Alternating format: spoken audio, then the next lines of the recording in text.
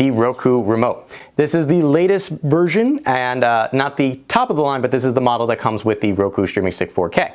I will say they have done a lot to improve this. There are still some things I don't like, but let's start at the top here. This is a power button. This power button is because you can turn on and off your TV set using the Roku remote now, using that IR blaster right there.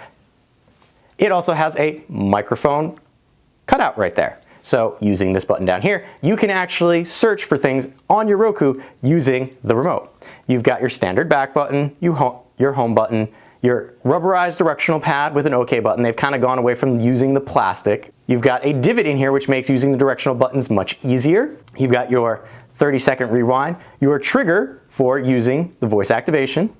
Asterisk key, what that is mostly on channel options to bring up sub-contextual menus. You've got your rewind, your play pause, and your fast forward. Now, they again have your pre-programmed, hardwired channel options. This will always be Netflix, this will always be ESPN, this will always be Hulu, and this will always be Sling. I don't use ESPN, I never have, I never will, but I will never be able to change that. And if ESPN stops supporting a Roku channel, this becomes useless. I really wish that we could pre-program that. The higher end remote, I do know you can have an AB button that you can program, but not on this level. And they kept the nice fabric tag. I like this, it's quirky, and it adds uniqueness to their remotes. The front of it is a matte plastic finish, so you don't have to worry about it showing fingerprints. On the side here, this is why you love Roku remotes now. They have a volume control up-down for your TV. New, and a godsend of an ad, is mute button. The previous iteration of this remote did not have a mute button. I am so glad that they put this in here because on the 4K, on the Amazon Fire Stick 4K, they had a mute button. I got used to it. Once you get a mute button, you can't live without it.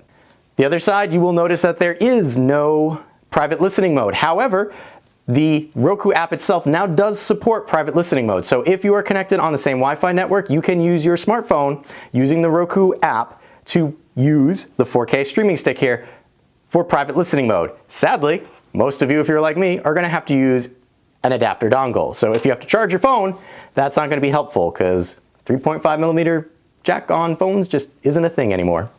Coming around to the back there, again, the matte plastic, you've got this little divot here so you can more comfortably hold your Roku remote. If we slide open the battery tray, you will notice the two included AAA batteries.